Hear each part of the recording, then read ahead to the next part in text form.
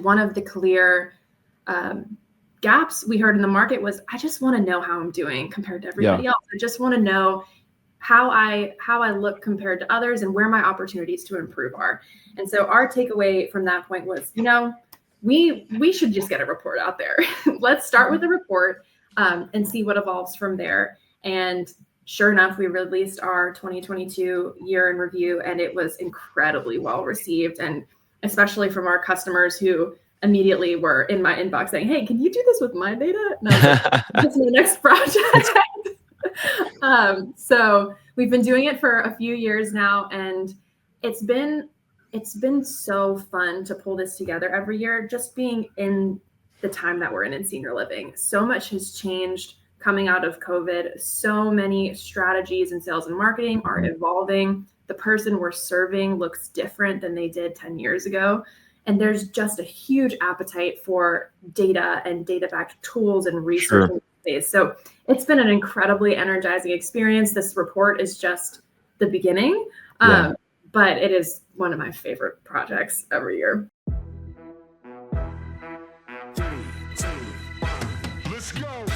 Welcome to The Move-In, a senior living marketing podcast from Unlock Health, a full-service marketing partner for the aging services industry. Join us for candid conversations exploring the latest marketing strategies with the senior living community leaders and innovative solution partners who are moving our industry forward. Together, we'll build a community to build better communities. Do you know how your community's sales performance stacks up against the rest of the industry?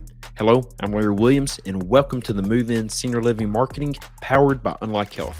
If you're relying on gut instinct or outdated reports, the answer is probably you don't. But what if you had access to real-time data pulled from thousands of communities nationwide? Data that not only shows where you stand, but where you can grow. In this episode of the Move-In Senior Living Marketing, we're joined by Maggie Seybold, VP of Customer Insights at WelcomeHome, to unpack the 2024 Year in Review report. And trust me, this one's packed with actionable insights. Here's what we cover: how data is transforming the way senior living operators approach sales and marketing with real benchmarks and smarter decision-making; why today's prospects and their influencers are more informed than ever, and how that shifts your entire marketing approach; and the growing move away from aggregator reliance, what it means, why it's happening, and how to win with intentional, self-driven lead generation strategies. Whether you're a sales director, marketer, or operator, this conversation is going to give you clarity, confidence, and a fresh perspective on what it takes to succeed in today's senior living landscape. Let's jump into it. All right, we are back on the move in senior living marketing. We got Maggie Seybold with us today. Maggie, did I pronounce the last name correctly? So through my whole life, I've gotten Seybold or Seybold, 50-50 split. Yes. It's Seybold, but you know what? I've considered changing it to Seybold just because of the frequency. I'm glad I asked. When I said that, I said it with bravado and confidence, and I quickly backed out of that. So thank you for letting everyone know. I almost believed it. I love that. So Maggie is the VP of Customer Insights with WelcomeHome. And so I'm sure everyone in this audience, you're very familiar with WelcomeHome, what they're doing in the space and how they're serving senior living marketing. But when I reached out to the WelcomeHome team about potentially taking part in this podcast, they mentioned the 2024 Year in Review report. I said, that would be great. I got the report. Wow. There is a lot of insights to unpack in this. I think I was expecting, you and I spoke about this, which is a 15, maybe 20-page report. No, it's it's what, 50 pages? I think it's 56. 56. I'd have to check. Depends on the version. And it's full of, it's not a 56-page of junk information. It is chock full of really good insights that last week I took this on a trip with us, and I was just highlighting, circling, and everything. So it's a great report if you're in anything, any area of senior living. I think this is a great report. So thank you to you and your team for putting this together. Question for you. How long have y'all been providing this report? Let's start there. I like to kind of get into, really the origin story of this report and how it has evolved. Yeah, it's a great question. And I'll start by giving some general background on customer insights on Welcome Home for those who don't know the company or know our team. Customer Insights was born at Welcome Home. Welcome Home is a senior living sales and marketing CRM. Customer Insights was born in 2022 with the very intentional goal in mind of taking all the data that comes in through the CRM and finding paths to serve it back up to the industry, to serve it back up to our customers, to support them in improving their sales and marketing game and looking for opportunities to enhance performance across the board. So we had really lofty goals, and the first thing we did was talk to people. So I think in my first month at Welcome Home, I spent near 200 hours, which is all of my time. Yeah. Talking to our customers, and really the credit goes to our customers for sharing their insight with us, but really understanding, what do you want to know? How can we be helpful? How can you leverage data as part of your process, and how can we serve you in that? And one of the clear gaps we heard in the market was, I just want to know how I'm doing compared to everybody else. I just want to know how I look compared to others and where my opportunities to improve are. And so our takeaway from that point was, we should just get a report out there. Let's start with a report and see what evolves from there. And sure enough, we released our 2022 year in review, and it was incredibly well received, and especially from our customers who immediately were in my inbox saying, hey, can you do this with my data? And I was like, that's my next project. So we've been doing it for a few years now, and it's been so fun to pull this together every year, just being in the time that we're in senior living. So much has changed coming out of COVID. So many strategies in sales and marketing are evolving. The person we're serving looks different than they did 10 years ago. And there's just a huge appetite for data and data-backed tools and research in the space. So it's been an incredibly energizing experience. This report is just the beginning, but it is one of my favorite projects every year. I bet. And it's reflected in the report itself. You can see the energy and the passion in the report. And I'm sure it's a lot of fun looking back at 2022 and now with the 2024 report to be able to, track the changes.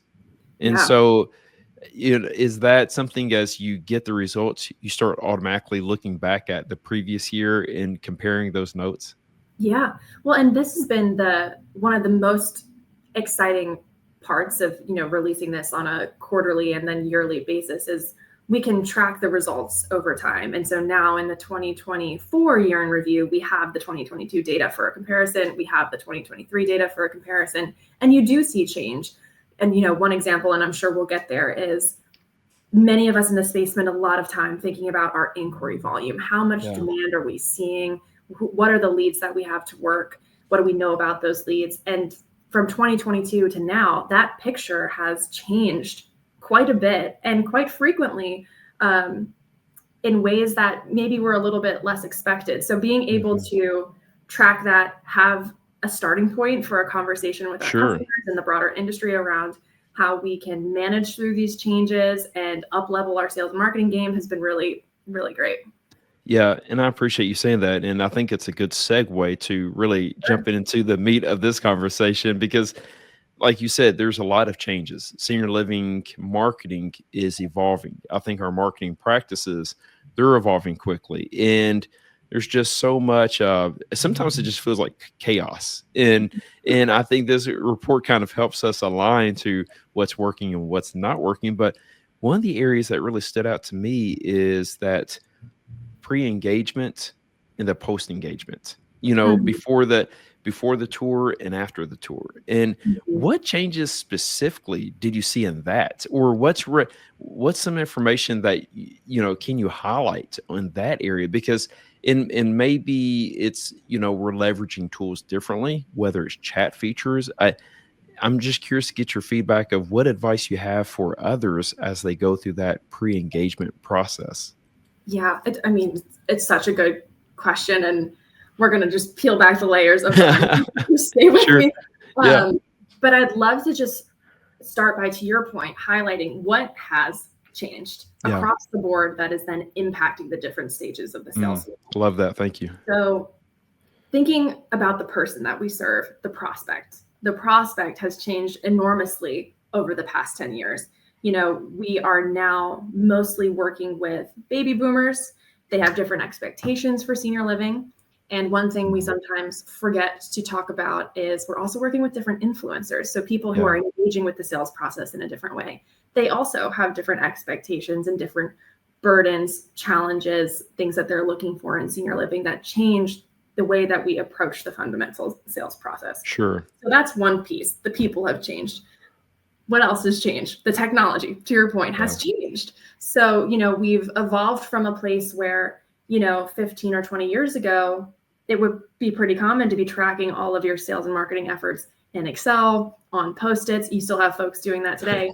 We now have tools that can support you in that process. And those tools that we have even now are evolving very, very quickly. So being in the time where, everyone's talking about AI, everyone's talking about intelligent tooling, we have a real opportunity now that we've never seen in the past. So being able to leverage all of that opportunity is part of this process as well.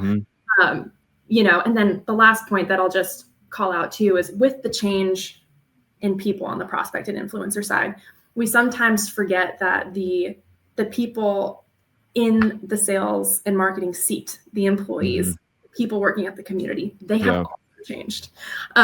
So figuring out how to serve that type of user is also a part of the calculus here. Yeah. So there's a lot of intersecting. There is a lot. Yeah. But I think for the purpose of this conversation, just talking about the changes on the prospect side in particular, now that the ability to search things online is pervasive, the way that seniors, more digitally enabled seniors, more digitally enabled influencers are interacting with senior living is more focused on that marketing phase. So when we compare the past to now, before maybe you were introduced to senior living through a doctor, through someone in your community, maybe you just knew of the community and drove by, saw a sign and went in. Today, almost without exception, if someone is coming to your community, they have interacted with your website, or they've interacted with your presence on social media, or they have seen your listing on an aggregator website. People are researching and engaging online well before they ever enter the sales process. And so the implications of that for senior living are huge. We need to have the information out there for people to engage with. We need to have the right information out there for people to engage with. And we need to accept that where in the past, this journey was very much sales driven, it is now a little bit more prospect driven in that they do their research first, make their decision on whether or not they're going to inquire, and then go from there. So, a lot to unpack there, but I'll pause. A lot to unpack. And one thing that I made note of is I love it's about the 3 Ps. It's the prospect, it's the process, and the people. And like you said, change across the board. And I think it's important to, I'm glad you noted this because, I kind of jumped into like, hey, let's talk about the pre-tour engagement process. And you took a step back. You're like, oh no, it's a lot deeper. Let's start at a foundational level. So thank you for that. I'm glad you highlighted the technology aspect because I think we need to, have empathy in the process and understand that seniors and families, they're shopping the way we shop for everyday, resources. It's to go online and gather information and to really understand what are the options, what are the best options. And it's a conversation I have repeatedly, which is how do you connect with that audience at that point of the journey? And the cool thing about it, if you do it in the right, with the right tactics and the right strategies, you help evolve that process and speed up that process and connect with, I'll say the qualified buyer, the one who fits your community. Right. And so that being said, a big part of this, going back to my original question, is that pre-tour engagement, and how important it is to leverage say technology infrastructure and communication practices to really connect and get to know that prospect better. And do you see a change on that of how we're going about that process? And I know the quick answer is yes in technology, but do you have any other insights from the review the report that will kind of give us more detail or clarity there?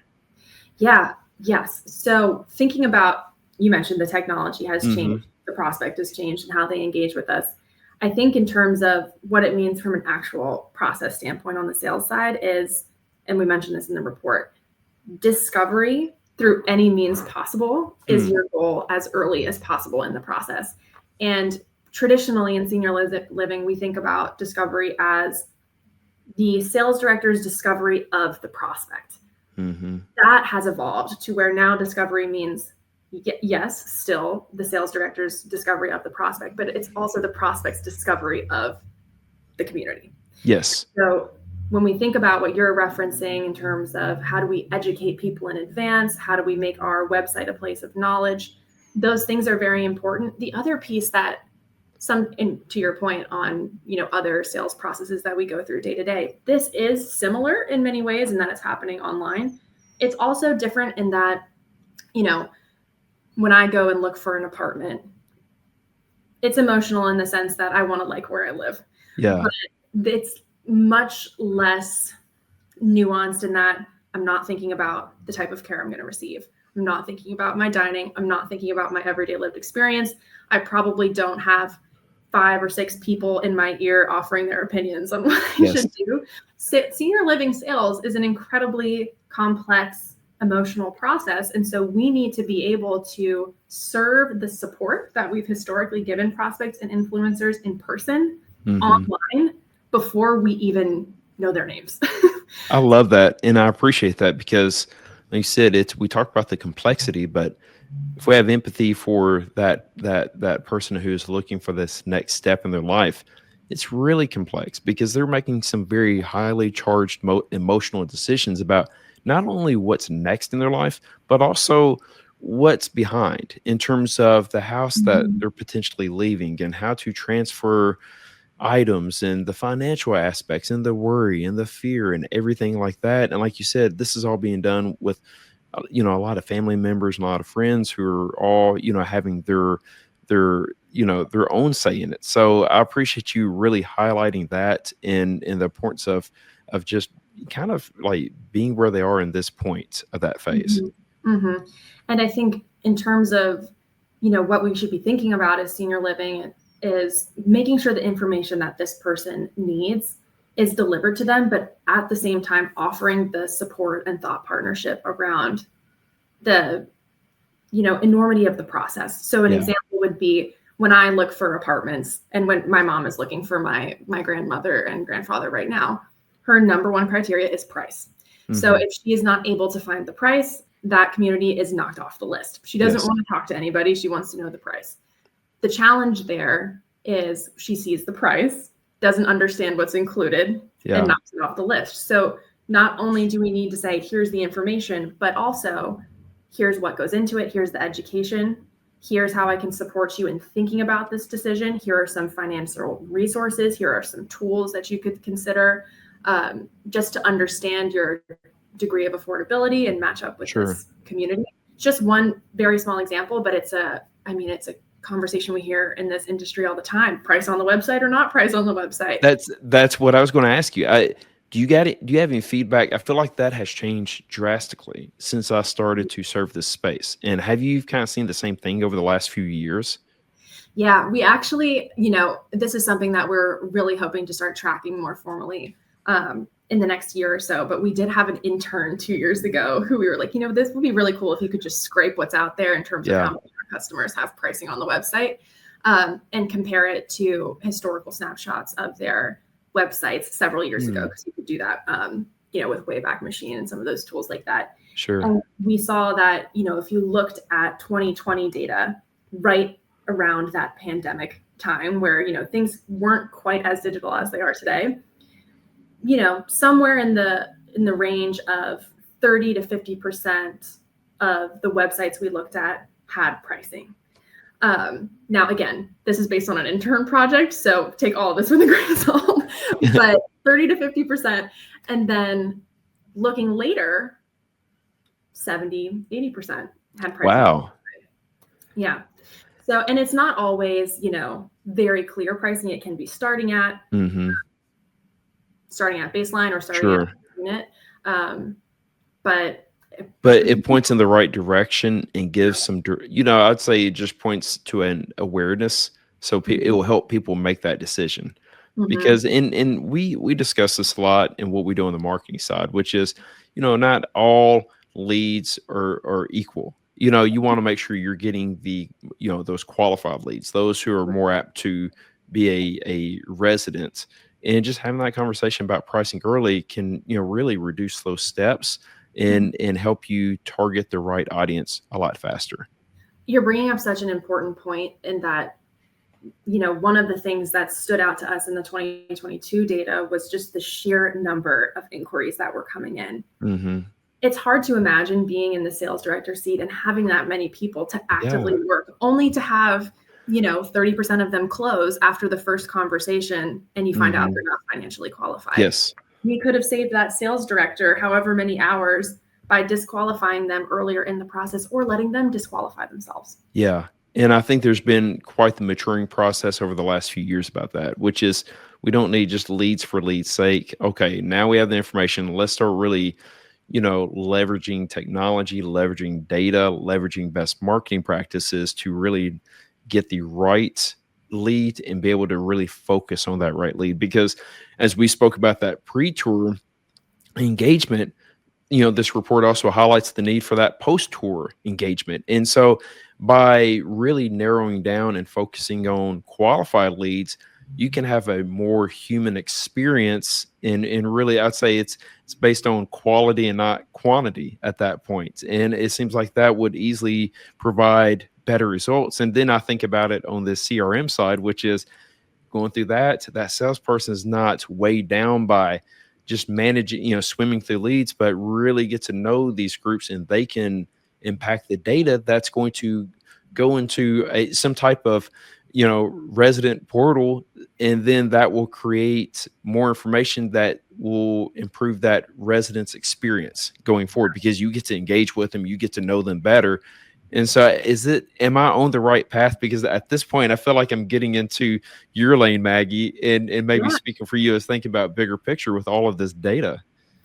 It's back to the theme on discovery. We Yeah. need to let folks discover us, but then again, like continuing to lean into the sales director having as much information as possible about a prospect. And the reality is, you can have a lot of prospects and know a little bit about all of them, or you can have a very tailored, narrow set and know an awful lot about every single one of those people and be able to serve them and nurture them in a much more intentional way.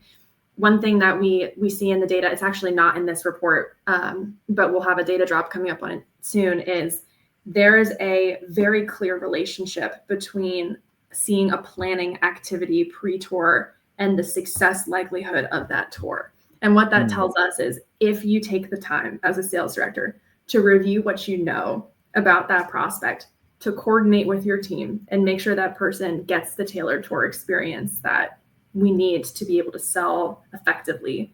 Yeah. You'll reap the rewards of that time, even if it's only 30 minutes. There's no difference between a 15-minute planning block and a 45-minute planning block. It's just the fact that it's happening. Yeah. And the sales director has that behavior. So knowing more earlier in the process only benefits you as you prepare for the back half, where, now you're trying to sell your community, which is not always in your control as a sales director. What the community looks like, the age of the building, who's in it, the activities offered, the pricing, not in your control. What you can control, though, is what you know about the prospect and how you sell to them based on what you have. I appreciate that. And I think it's a full circle endeavor. And so just by having that information, as we spoke about before, you can create a happier resident. Well, a happier resident will, let their family members know. And when their family members are, have peace of mind, they will, tell others, as well as, have different reviews. And so that ends up attracting more opportunities, because within, the world of reputation management, that speaks volumes. And so it's really important to, again, explore the fits, make sure it's the right, the right fit with the potential resident. And if it all goes well, think good things will happen, and you'll continue to develop this growth because you're going about it the right way. Right. And I think sometimes on the sales side, we lose sight of the fact that yes, we want the move in. We want the move in. That's the goal. But ultimately, we're trying to build a community. And yes, absolutely. To mesh, So that there is that piece of it as well. And I think, there's data that we collect through the CRM, but data, when we think about it from a traditional standpoint, we're like, numbers on a piece of paper, numbers in Excel, numbers on the computer somewhere in the cloud, you name it. But data is any information that we have about anything. So thinking about how you can capture prospect experience through the process, look through the call transcripts, read the summaries that you get out of your CRM, survey your team. How are they feeling? What are things that they've noticed? Survey your residents, have them highlight where your strengths are and where your opportunities are. Survey your prospects as they go through the sales funnel. Yeah. We want to know how they're feeling at each stage of the process and continue discovery so that it's not just, a focus for the first couple of days that they're a new lead in your system, but that discovery is an ongoing expectation that we're checking in on throughout. Yeah. So much of this is, I think about the conversation I had with Nathan Jones with Dash Media and how, don't let social media be just a check box that you're just adding to. Data is the same way. You have to be very intentional with every step of every step of the conversation. And so I appreciate all of this information. Like you said, data is just not numbers on a spreadsheet. There's so much more that we need to unpack. Now I'm going to switch gears on you because we spoke about pricing and the changes and transitions there. Another big, I would say, a transition that I think it's really good to have in this conversation, which is highlighted in the report, is a continued reduction of reliance with aggregators. Yeah. How has, based on the last few years, what does that show in this report? And what are you seeing in the field? So this goes back for a long time. Yeah. There has always been some degree of tension between, finding leads online on your own organic channels versus getting them pushed to you through partners like A Place for Mom and Caring.com. Partnership can be great. I think the conversation that we have been having with operators and that operators have been having with us for years is about be all in on the strategy that you have. If you're going to partner with aggregators, partner well. Have ongoing conversations, set your criteria for what a quality lead looks like, check in, follow up, bring data to support your results, and have those conversations to get an effective lead pipeline stood up. If you're not able to invest the right energy into partnering with aggregators, then invest that time and money into a different source that is entirely in your control. Sure. And we've seen lots of operators experimenting across the board on the management process here. But ultimately, the conversation started when you look at that lead distribution data. And I'm trying to remember what page it's on. I think it's page 10. And we have this by care type as well. But if you look just across the board in the report, aggregators today make up 38% of all leads that came in 2024. I believe in 2022, that number was 45. And the change has been fewer aggregators over time, more online. So this is the trend of people shifting dollars from that aggregator payout on a move-in to online investment in the tools and how they engage with their prospects. If we think back to that 2022 report, the lead source analysis page was the page that everybody wanted to talk about. And just went straight to that page, right? Went straight to that page. And the reason folks want to talk about it is because when you put up that number, almost half of your leads are coming from aggregators. And then how many of them convert? 3%.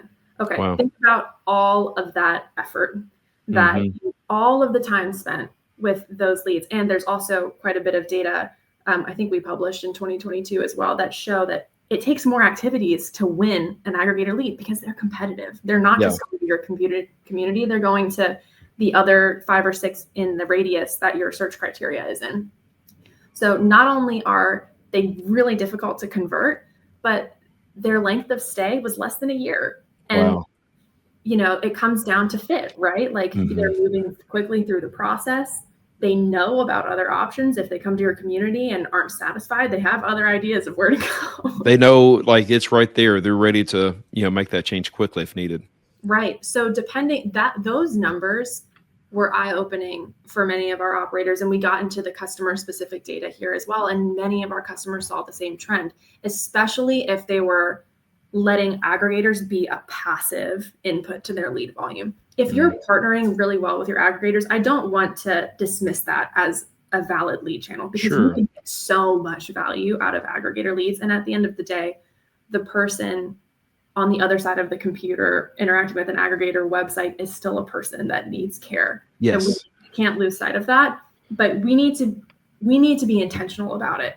Don't just let it run. Work it correctly or put the dollars elsewhere. And we see a lot of operators making that move today. Yeah, I see the same thing. And I think the word of today's conversation is intentional. I think going forward, it will continue to be intentional with all efforts. One thing that I've seen, and we provide a marketing survey report, and something that we follow through that time is you can tell there's, I'd say a savviness with the marketers of today. And there's a growing confidence and comfort with marketing strategies that we haven't seen before. And I think that's the other thing, is there's that confidence where they take on these channels and they take on these opportunities to really build out this marketing platform that's going to bring in these leads and generate those qualified leads. And with that, at that point, not having that reliance on the aggregators. But I think it, like you said, it tells that larger story, which is, then you're making those connections yourself, and you're able to build those relationships that will last, throughout the tenure of the conversations, going from move-in to, that resident experience. So thank you for adding that insight. I'm curious to see how that trend continues to follow, or, it's going to be interesting to see how that plays out. Yeah. And, it goes back to a prior point we were talking about. The technology has changed. I love what you just said. When A Place for Mom and Caring.com blew up, there was a huge need for some sort of support online. And now we are, to your point, getting smarter as an industry about how to do this ourselves. So might as well try. 100%. And I think that's the difference now. It's not just promoting a community, but you're answering a lot of questions that family members and those who are seeking a resident are looking to get guidance on. And I think that's something we're not relying on that, Place for Mom or Caring.com. You're actually providing this information, and they can evaluate for themselves. And and kudos to all the senior living marketing professionals out there that continue to take that step up and continue to, I'd say, skate to where the puck is going. And I can't speak more highly about this crowd. Now, I know we're at the time I said, hey, we'll probably wrap up at this point, but I got one more question I got to run past you. Actually, I have 2 more. Let's go. So this report does a great job of breaking down regional and demographic dynamics. But the next phase, what I'd like to get your insight on is more of that service line. It also breaks down service lines. Do you see anything that stands out as you really break down different service lines in 2024? Comparing to the previous years, and maybe something to think about, like a trend going forward? It's a great question. And I know it's a big question. Sorry. I feel like I'm asking these really open-ended questions and throwing it at you. Okay. I love them. I want to go back to just grounding on the prospect for just a second. Okay. So when we think about the baby boomers and what they value as a group, they value their independence. They value choice. They value activity. Selling to them is different than folks we've sold to in the past. That trend is reflected in the care specific data.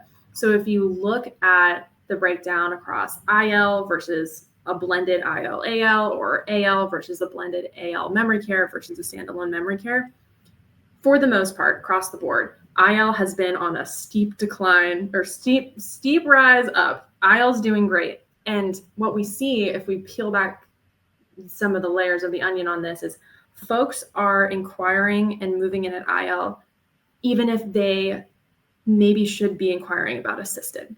They want to be in the place where they still envision themselves as truly independent. Yeah. And there's a strategy there that operators need to consider. Do you want the move in or do you want the length of stay? Because you're bringing people in who may need to like bring up, go up a level of care pretty quickly after the fact. You see blends, IL and AL, or AL and memory care, having the benefit of being able to say, yes, I can serve you with IL, and I also have AL here if you need it. So there is definitely a benefit for those blended communities, whereas we do see AL standalone and memory care standalone doing worse than their blended peers. So it does come back to who are we serving? Yeah. And what do they want? What do they believe about themselves? And what do we want to offer them? And then how do we react? And you see that in the product line data. It comes back to that discovery process and having that information and that understanding. That's incredible. Thank you for that. Again, going back to the discovery process, I think about how you really started this, which is that foundational, those changes, which is the prospects, the processes are changing, the people. And I think we're set. We have the right people who are ready to serve this space and continue to evolve with those changing needs, and really excited about the future. So Maggie, thank you again for joining us today. This is my last question. Where can people find this report? Because I know everyone will be looking for this. I told you before we jumped on that I sat down and just started highlighting, and it was really eye-opening. So I want others to be able to find this and learn from it as well. Where can others locate this report? You can find the download page on Welcome Home's website. It is free. Please check it out. Take notes. I would not recommend printing in color. It's going to take out your printer. But, to each their own. For sure. I might have lost a toner cartridge through the printing of it. So, but no, it was well worth it. Thank you again. We will put a link to this in the show notes, if that's okay, to Welcome Home's website. And where can people find you specifically if they have any further questions? Welcome Home has a really brilliant email naming convention, which is first name, last name at welcomehomesoftware.com. Awesome. So you are more than welcome to email me directly. I'm also on LinkedIn. Okay. You can find me on the website. But please reach out. We love having these data conversations. We're about to release our Q1 2025 benchmark, and we'll be having a webinar on that next week. So okay, well, tell us the next week. We got to know about this. Like, what is the date? I think it's Thursday. Okay, Thursday. So we're recording. That will be the 25th of April. That will be the 25th of April. So here's my question: is will that be recorded?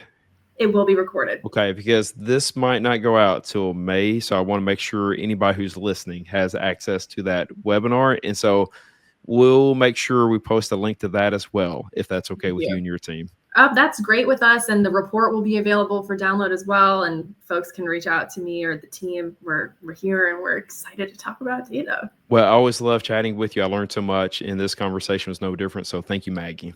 Thank you, Larry. This was an awesome conversation. It's a great way to, wrap up a Friday afternoon. Yeah, absolutely. All right. Thank you, Maggie. Thank you. Maggie, thank you for taking time to share the insights from this report. Here are a few notes that I took during this conversation. First, if you want to grow, you've got to know benchmarking your performance against the right data is essential. Look beyond internal numbers and start comparing your sales metrics to industry-wide benchmarks to spot opportunities and gaps. Second, today's senior living prospects are doing their homework. They're researching long before they reach out, so your online presence needs to educate and inform. That means clear pricing, transparent service info, and content that answers the questions they're already asking. And finally, prioritize your time and your leads. Not all inquiries are created equal, so lean into the tools and strategies that help you qualify leads early, personalize your follow-up, and deliver a better, more intentional sales experience. Big thanks to Maggie and the team at Welcome Home for the insights. If you haven't downloaded the 2024 year-end review report yet, check the show notes. We've got the link waiting for you. And until next time, let's go create some meaningful connections.